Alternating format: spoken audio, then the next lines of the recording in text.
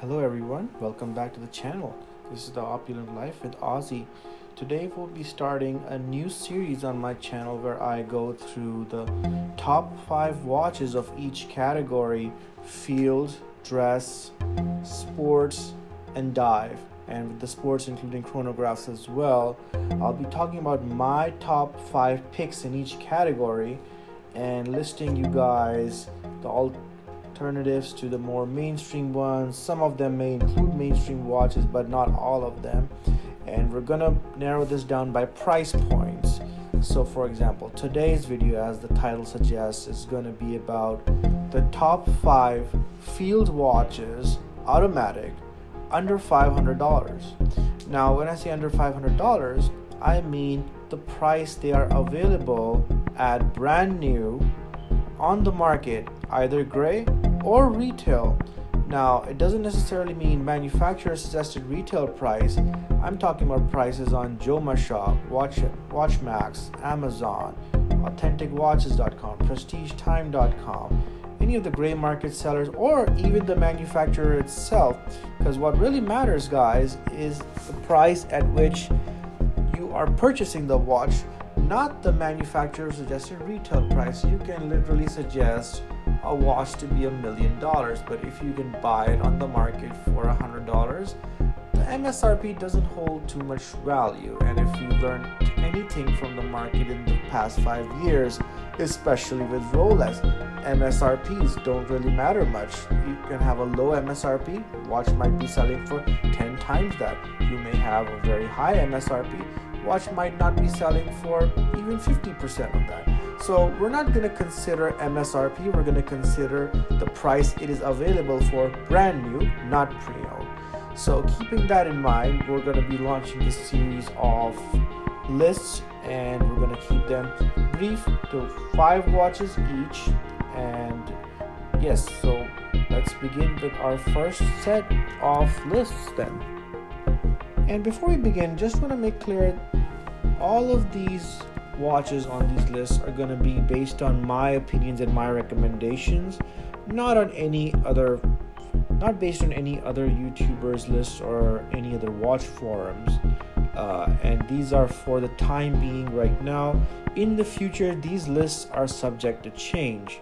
Now, for example, let's say a new model arrives in another brand that is much better than the ones that I listed. You can expect a yearly update of these lists, and I will be changing them in accordance to the available watches. And so these lists are quite flexible. Don't take them too hard. If there is a watch you like that's not on this list, don't feel bad.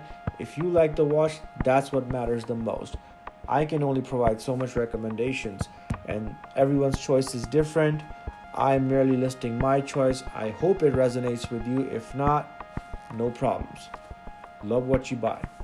Alright, so beginning with number 5 on the list. Now, a bit of an unconventional choice for a field watch. Some people might even disagree, call this a diver's watch or dive style watch. However, I think this has a lot of field watch applications if you look at the watch as a whole. The watch I'm talking about is the Glycine Combat automatic men's watch, reference number GL0275. Now, let's get the elephant out of the way first. The retail price is $1,530, which is obviously a very inflated retail price. The watch does not sell anywhere near that price if you look everywhere on the market. You can find this watch for around $319 on Joma Shop, and I'm sure there's other sites that you can find it within the same ballpark. And if you added some additional discounts or coupons, you might be able to get it closer to $300. So this watch, the one that I particularly like, is the one with the blue silicone strap, and it's stainless steel case, dark blue dial.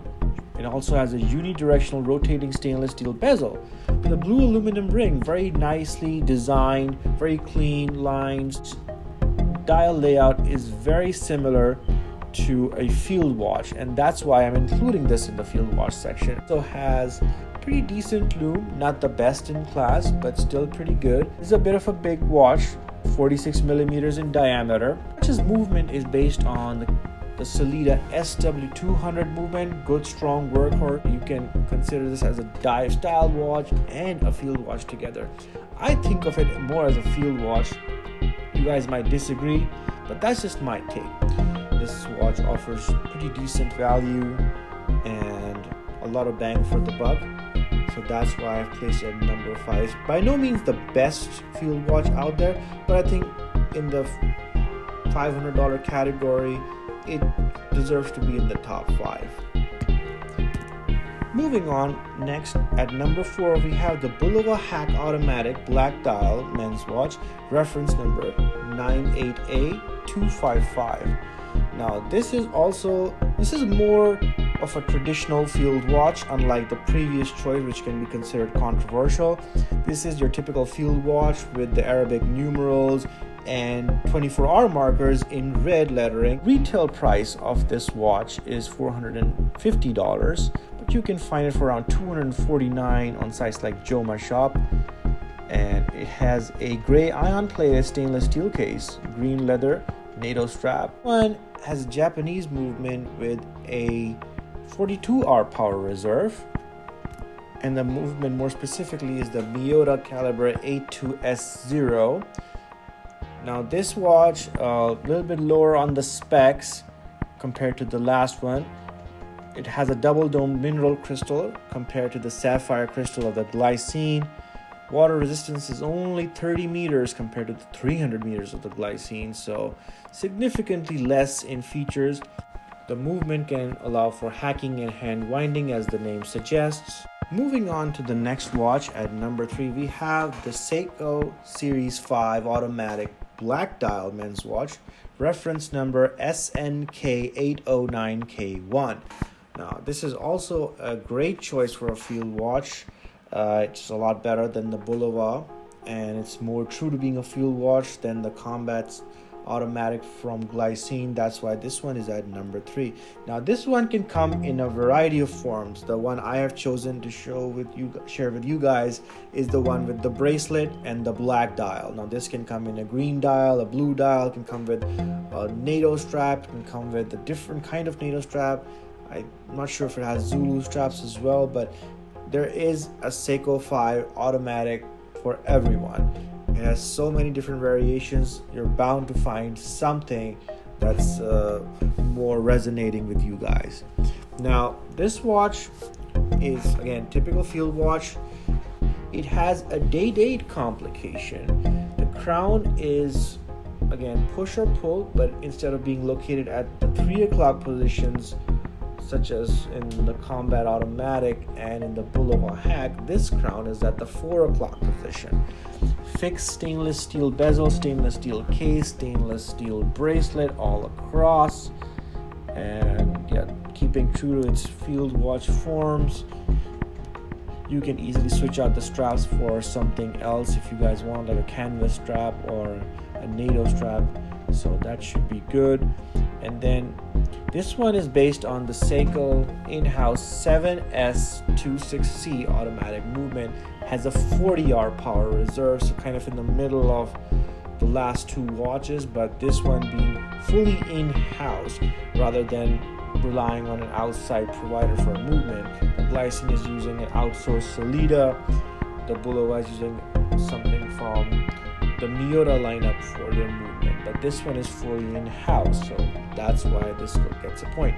This is a little bit smaller than the Bulova. This has a case size of 36 millimeters in diameter.